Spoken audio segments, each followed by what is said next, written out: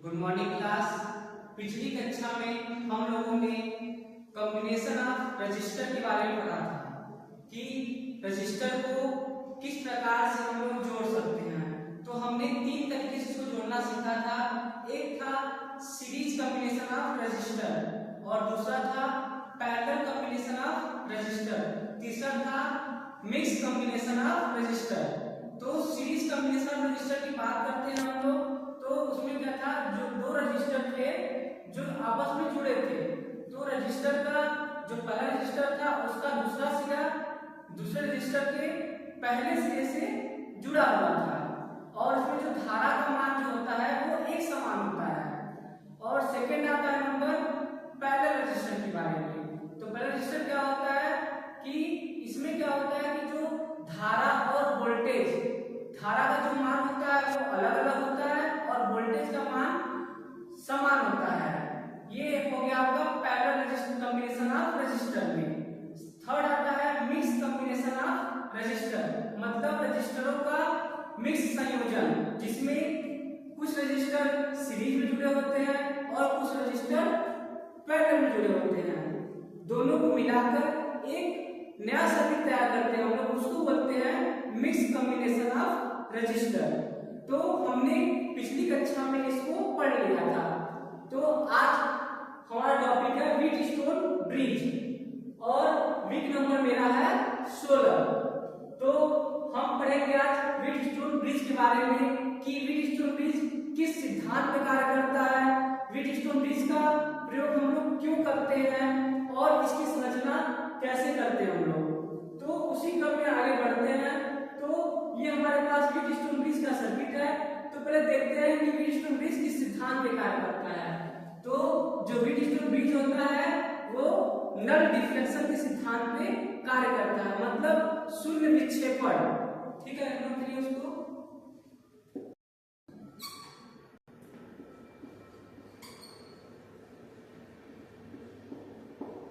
Null deflection Hindi में इसको बोलते हैं शून्य विक्षेपण।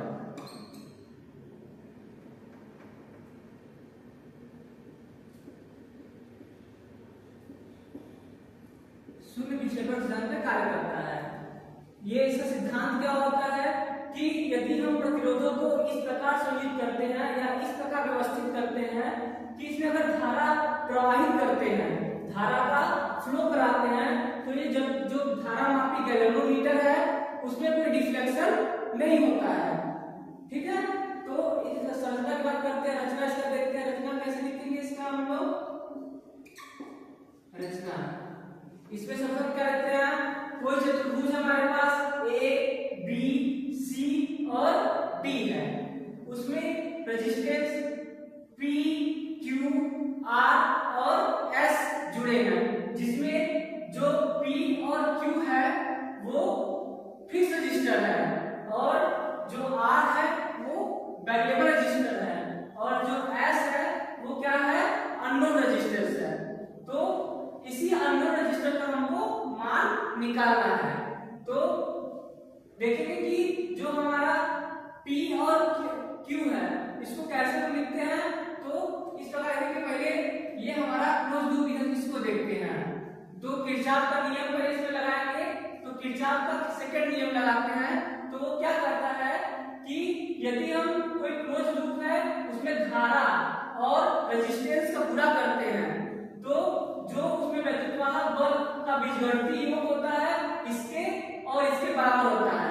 एक बार फिर से देखते हैं क्या होता है कि किसी क्लोज लूप में धारा और रेजिस्टेंस का यदि हम गुणनखंड करते हैं, गुणा करते हैं उसका, तो उसका बीजगणितीय योग जो सर्किट में विद्युत वाहक बल का बीजगणितीय योग के बराबर होता है। तो इस सर्किट में हम लोग लगाते हैं किरचॉफ का सेकंड लॉ, किरचॉफ का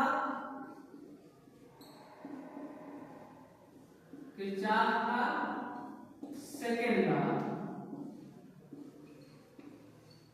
ठीक है, तो इसमें देखते हैं क्या हम लोग, सबसे पहले देखते हैं A B D, A B D ए।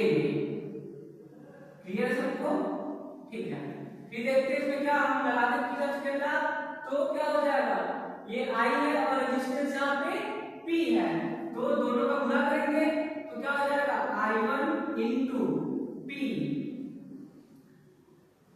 और जो देखिए धारा ऐसे जा रहा है ना, तो क्या होगा, ये धारा इस साइड है तो ये विपरीत दिशा हो गया इसका ना, तो इसके लिए क्या करेंगे, इसके माइनस लगा देंगे, यहाँ पे माइनस लगा देंगे तो क्या हो जाएगा I2 into R। क्लियर है। और यहाँ पे क्या है, हमारा जो विद्युत बल यहाँ पे नहीं है, तो क्या हो जाएगा यहाँ पे 0। क्लियर है।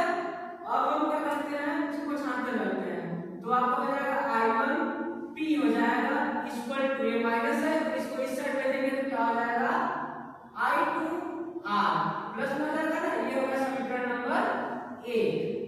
क्लियर है। अब हम जो सेकेंड लूप है ये इसको देखते हैं, तो क्या है B C D और B में,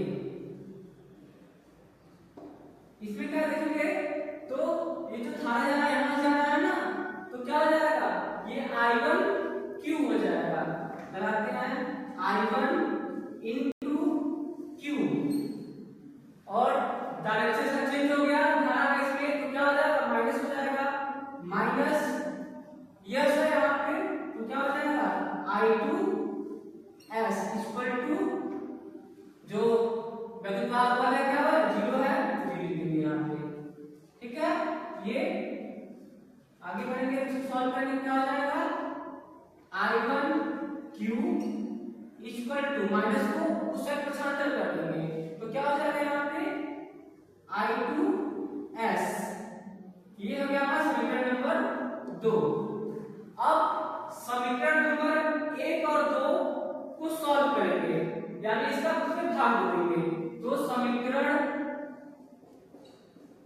1 भागे समीकरण 2 से, ठीक है।